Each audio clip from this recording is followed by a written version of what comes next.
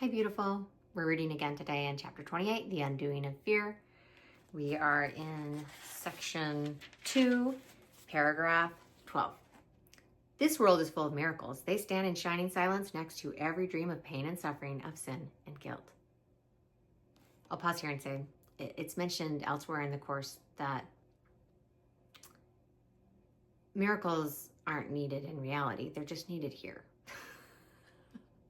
It's kind of a bridge from insanity back to reality. This world is full of miracles. They stand in shining silence next to every dream of pain and suffering, of sin and guilt. They are the dream's alternative. The choice to be the dreamer rather than deny the active role in making up the dream. Wow, we're really being called into accountability. Like, we can say or pretend, I'm little and small and all these things are happening to me and I'm so scared and all these bad things happen and I'm a victim. And that's what the ego wants because that's the ego's game. The ego doesn't know how to look another in the eye as their equal and know that you're not above me, you're not below me. The ego only knows how to play these games. I've joked before that the ego is like three brothers. There's Vic, they're all named Vic. There's Victim,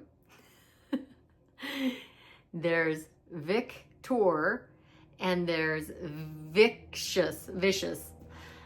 Because the ego really only knows how to be like prey, predator, better than, worse than, the hammer or the nail.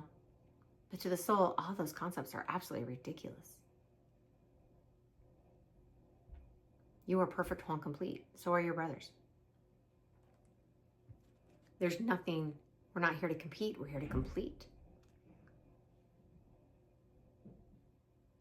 They're the dream's alternative, the choice to be the dreamer rather than deny the active role in making up the dream.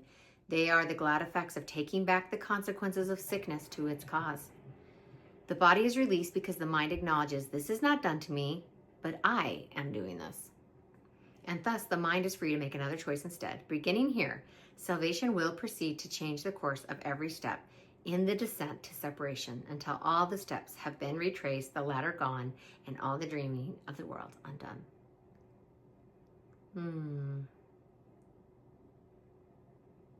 Wow, that's really potent and powerful. It's telling us that once we're willing to acknowledge this is not done to me, I'm doing this.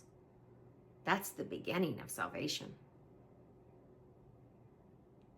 Because salvation will then proceed to change the course of every step in the descent to separation until all the steps have been retraced, the ladder gone. Wow. And all the dreaming of the world undone. And when the dreaming's done, what we have is reality with the uppercase R. Not this little tiny pitiful reality of ego.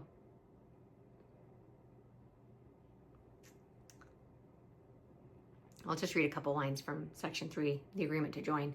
What waits in perfect certainty beyond salvation is not our concern. For you have barely started to allow your first uncertain steps to be directed up the ladder. Separation led you down. The miracle alone is your concern at present. I just love that. It's like a while back we read a line that said, you can barely control yourself, so stop trying to control the universe. And it's like, oh yeah, hey, thanks. I needed to hear that. And this has a certain same tone to it of like, look, you're struggling right now to just not have nightmares. So like, don't worry about what lies beyond the dreams. Like, we'll get there. Really beautiful. Thank you for being here. I'm so grateful for you. So grateful you show up. That you make time for this.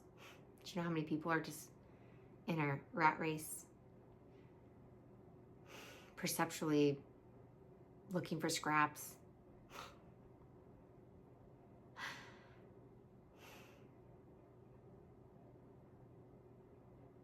But you're here,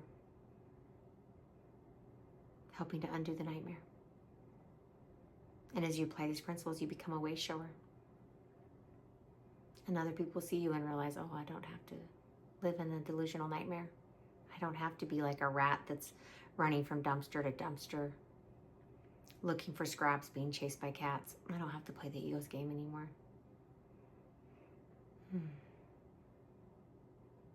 Thank you.